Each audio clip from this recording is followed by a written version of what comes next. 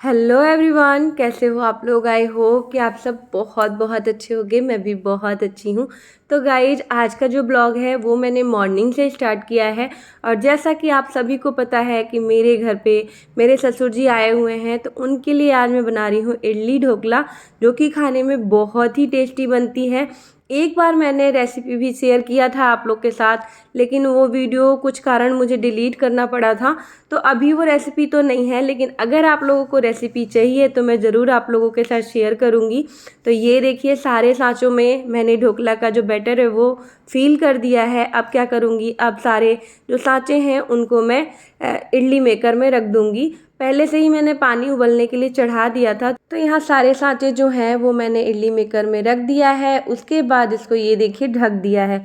कुछ देर में जो है ढोकला तैयार हो जाएगा, लेकिन उसके पहले मैं यहाँ पे चटनी तैयार कर लेती हूँ। तो ये जो है इडली ढोकला है, जिसकी वजह से मैं मूंगफली की चटनी बना रही हूँ। इनको बहुत ज़्यादा पसंद है। तो इस चटनी में मैंने लिया था मूंगफली, नारियल, हरी मिर्च, नमक और थोड़ी सी खटाई पाउडर मैंने ऐड किया था। और उसके बाद इसमें मैंने तड़का लगा दिया था। तो तड़का तो जैसे चटनी का लगता है ठीक उसी तरह से, पहले सरसों तेल लिया, राई डाला, करी पत्ते डाले, लाल मिर्च डाला और छौंक लगा दिया। तो ये चटनी तैयार हो गई थी। और धनिया पत्ता नहीं था, नहीं तो इस चटनी में मैं धनिया पत्ता भी ऐड करती हूँ। तो सिंपल सी चटनी बनके तैयार है इडली के साथ खाने के लिए। और ऑलमोस्ट इडली भी तैयार हो चुकी है, तो चलिए देख लेते हैं। तो ये देखिए गाइज, यहाँ इडली ढोकला बिल्कुल रेडी है खाने के लिए। आप लोग भी आ जाओ। और यहाँ मैंने पापा को और इनको दे दिया था, क्योंकि ये लोग आज जा रहे हैं घूमने के लिए। यहाँ पे बाबू भी रेडी है खा पी कर, ये भी रेडी हैं। तो ये लोग जब चले जाएंगे उसके बाद मैं फिर से अपने कामों में लगूंगी।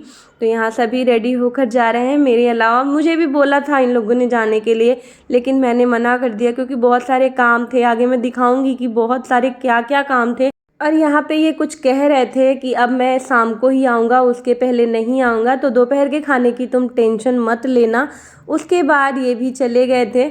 तो ये देखो गाइस, जैसे ही वो लोग गए उसके बाद मैं अपने कामों में लग गई, क्योंकि काम जैसा कि मैंने आप लोगों को बताया कि बहुत सारा काम था। तो यहाँ सबसे पहले तो मैंने कपड़े लगाए मशीन में, ताकि ये कपड़े भी धुलते रहें और साथ के साथ मैं दूसरे काम भी करती रहूँ, क्योंकि मशीन में कपड़े डालने के बाद काफ़ी टाइम लग जाता है। तो मैंने पहले मशीन ही लगा दिया। उसके बाद ये देखिए, जहाँ पे सब लोगों ने खाना पीना खाया था, तो उसको साफ़ करना तो बहुत ही ज़रूरी है। तो सबसे पहले मैंने पिल्लो को हटाया, उसके बाद कवर हटाए और फिर उसके बाद उसकी डस्टिंग करी।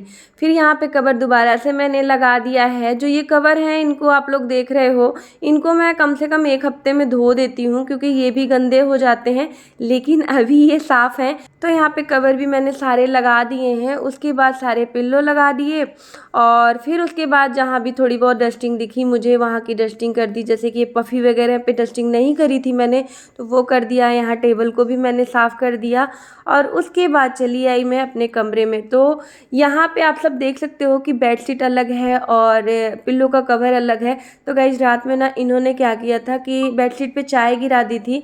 तो दूसरी बेडशीट तो मैंने बदल दी, लेकिन कवर नहीं बदला था, तो वो अब मैंने बदला है। बेडशीट लगा दी। उसके बाद यहाँ जो ये कबर्ड दिख रहा है आपको, तो इसकी डस्टिंग कर दूंगी सारी चीज़ों को हटा हटा कर।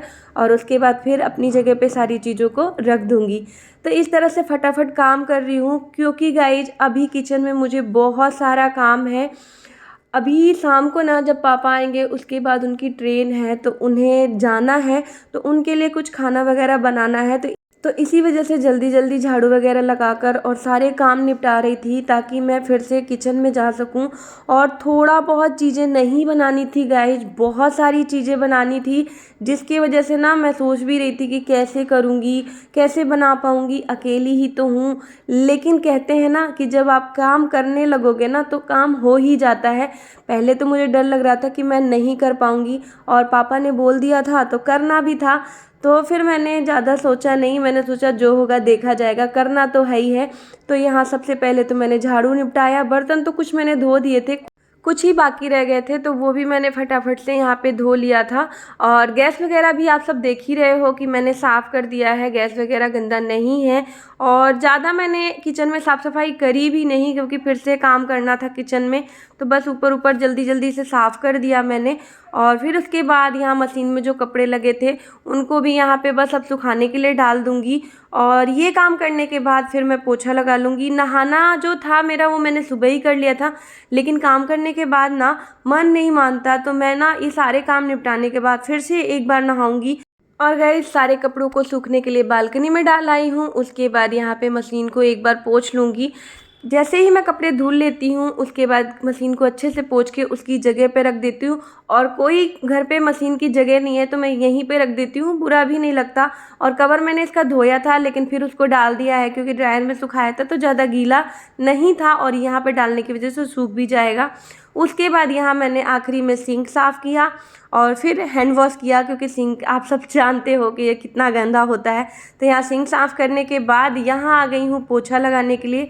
आखिरी काम बच गया है साफ़ सफाई वाला, उसके बाद तो फिर बहुत बड़ा काम है ही है करने को। तो ये देखिए यहाँ पे पोछा भी फटाफट से लगा लेती हूँ।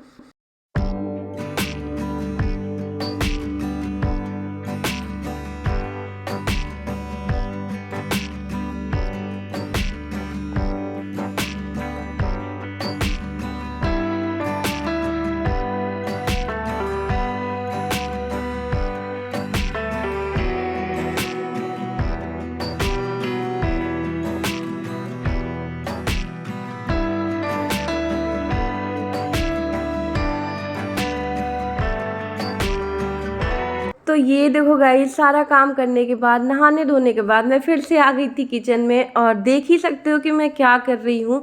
तो यहाँ पे मैं बना रही हूँ पापा के ले जाने के लिए नमक पारे। साथ में मैं यहाँ पे जो आटे के बिस्किट बनते हैं ना, बिस्किट कह सकते हैं, और हमारी तरफ तो इसको ठेकुआ भी बोलते हैं, पुआ भी बोलते हैं, तो वो बना रही हूँ। तो उसके लिए मैं आटा लगा रही हूँ। इस आटे में मोमन डालना होता है और चीनी का घोल डाल के इसको मार लेना होता है। तो यहाँ आप देख ही सकते हो कि आटा मैं लगा रही हूँ। जो नमक पारे हैं वो मैंने काट लिए हैं और जब मैं ये सब कर रही थी तो मैं वीडियो शूट करना ही भूल गई, क्योंकि होता है ना हड़बड़ी हड़बड़ी में मुझे लग रहा था कैसे भी ये बन जाए। फिर याद आया कि मैंने वीडियो तो शूट ही नहीं करा है, तो फिर मैंने वीडियो शूट करना स्टार्ट कर दिया। तो ये देखिए गोल गोल हथेलियों की सहायता से इसकी लोई काटनी है और हथेलियों से ही इसको दबा देना है और बस ये छोटे छोटे से पुए निकाल लेने हैं। और ये खाने में बिस्किट की तरह लगते हैं गाइज, आप लोग भी बनाकर देखिएगा अगर नहीं बनाते हो, बहुत ही स्वादिष्ट लगते हैं ये। और जैसे ही मैंने सारे पुओं की लोइयाँ जो हैं वो बना ली थी, उसके बाद यहाँ पे आटा फिर से लगा रही हूँ। और ये आटा मैं गुजिया के लिए लगा रही हूँ क्योंकि मैं गुजिया भी बनाऊँगी। पापा ये सारी चीज़ें लेकर जाएंगे, जब भी पापा आते हैं ना तो ये सारी चीज़ें मुझे बनाकर देनी ही होती है। वो जैसे ही घर में आते हैं वो पहले ही फरमाइश कर देते हैं कि जाने के पहले गुजिया, नमक पारे और ये जो पुए हैं ये भी बना देना ताकि मैं लेके जाऊं। तो सारी चीज़ें मैंने बनाई थी, लेकिन जब पापा जा रहे थे, क्योंकि ये वीडियो की एडिटिंग तो मैं बाद में कर रही हूँ, तो जब जा रहे थे ना तो उन्होंने बाबू के हाथ पे पैसे रखे, इनके भी हाथ पे पैसे रखे, लेकिन मुझे नहीं दिया। तो मैं इनसे हंस के कह रही थी, वाह बहू दिन भर किचन में पापा के लिए खाना बनाती रही, लेकिन आखिरी में पापा के लिए तो पोती और बेटा ही प्यारे थे, बहू नहीं, क्योंकि बहू तो बहू होती है। तो ये भी हंस रहे थे, कहते ऐसी बात नहीं है पागल, उन्होंने सोचा ही नहीं होगा ऐसा। फिर उसके बाद मुझे कुछ ऐसा लगा भी नहीं, क्योंकि होगा नहीं, समझ में आया होगा पापा को। और ये देखिए यहाँ पे कुछ जो गुजिया है वो मैंने तैयार कर लिया है, तो तलती भी जाऊँगी और साथ साथ बनाती भी जाऊँगी, दोनों काम करती जाऊँगी, देख ही रहे हो आप लोग। तो सारा जो खाना था वो मैंने बनाया, उसके बाद उसे ठंडा किया और ठंडा करने के बाद इसे मैंने पैक किया था। अभी मैं आप लोग को दिखाऊंगी कि कितनी सारी चीज़ें बनाई थी मैंने। गाइज इनको बनाने में मुझे बहुत ज़्यादा टाइम लग गया था, साथ में कमर में इतने ज़्यादा दर्द हो रहा था मेरे कि मैं खड़ी भी नहीं हो पा रही थी, बहुत ज़्यादा प्रॉब्लम हुई।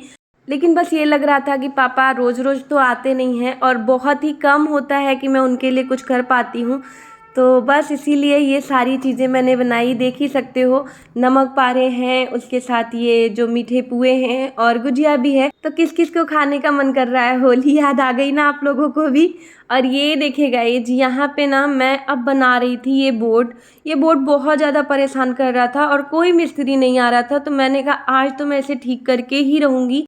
आधी वीडियो तो मैंने शूट किया ही नहीं, जब मैं सीट लगा रही थी तब तो वीडियो क्या मुझे याद ही नहीं रहा, लेकिन फिर मैंने सोचा कि कुछ लोगों को मैं मोटिवेट कर सकती हूँ इस चीज़ से। तो यहाँ पे सीट लगाने के बाद मैं सारे जो प्लग हैं वो लगा रही हूँ और गाइज ये काम बहुत ज़्यादा मुश्किल का नहीं था। एमसीबी मैंने घर पे गिरा दी, टॉर्च जलाया और उसके बाद इस सीट को चेंज किया। इन्होंने मुझसे कहा था कि मैं संडे को चेंज कर दूंगा, लेकिन अगर मुझे किसी चीज़ की सुर आ जाए तो मैं फिर उस काम को करके ही रहती हूँ। तो यहाँ पे सीट मैंने लगा दी है गाइज, और ये देख के बहुत खुश हो रहे थे, कह रहे थे तुम कभी भूखे नहीं मरोगी। तो गाइज हर इंसान को हर काम आना चाहिए ताकि कभी भी अपना वो काम कर सके और मुसीबत में ना फंसे।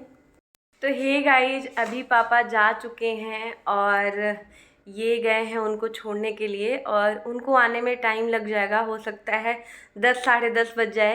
तो इसलिए इस वीडियो का मैं यहीं पे एंड करती हूँ। और ये देखिए बाबू खड़ी हैं, कह रही है मुझे भी ले लो वीडियो में। तो बाबा चले गए हैं तो इनको भी थोड़ा सा अच्छा नहीं लग रहा है ना।